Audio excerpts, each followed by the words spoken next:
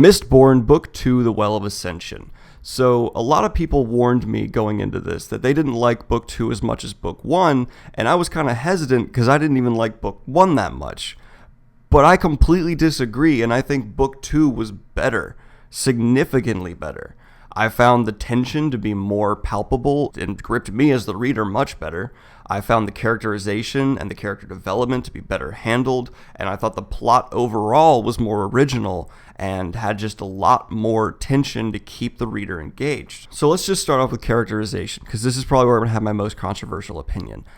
I already stated in my last video that I didn't like Kelsier that much. So this book focused purely on Vin, Elend, Zane, and the rest of the companions in the group. I thought the characterization for these people really got to kind of fully bloom. I think Vin, her companion, are just a fantastic storyline, and the way she develops throughout it, the way you follow her internal thoughts, really gave her character more depth. Elend went from someone who's not a super well-defined idealist to actually a character I enjoy following, and someone who really has value within the story. The rest of the gang became better fleshed out, and we now can understand them as individuals and what their purpose and what their desires are. So I really thought this book was able to do that because Kelsier's overwhelming shadow is now just a shadow, and he's not actually there as a person. Of course, his shadow is still there. He has an entire religion being formed around him called the Church of the Survivor. So for characterization, I'm actually going to give this book a 9 out of 10 because it took what I thought was one of the weakest elements of the first book and made it probably the strongest element of this book. Now let's get into plot. So plot was also really good for me here. I really liked the siege. I loved Zane's storyline. I loved Vin's storyline. I thought Elend's storyline, while being the weakest, was still really interesting.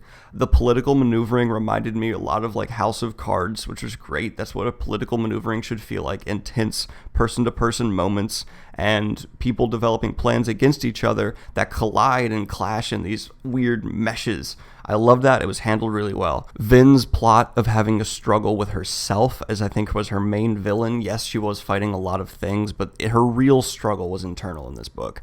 And it's about whether or not she can maintain a relationship with Elend. It's about whether or not, how she's going to deal with this character of Zane and just her self-doubt in general. And watching her gain self-confidence as the book progresses and then lose it and gain it back was fascinating to me. I thought it was handled very, very well by Brandon Sanderson.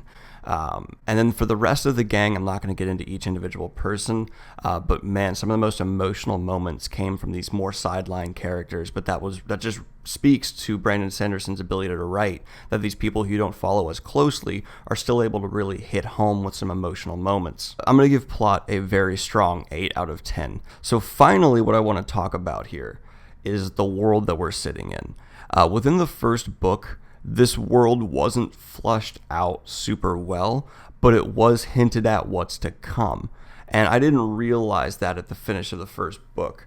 So I wish I could go back and change my review, but I'm just going to say now that I do appreciate the world building going on here better, seeing where it led to.